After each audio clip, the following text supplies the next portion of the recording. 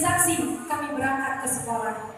Dan siang hari yang terik menjadi teman dalam indahnya memetik pengetahuan. Kita yang terus bercerita dalam dinding hati kami tersendiri.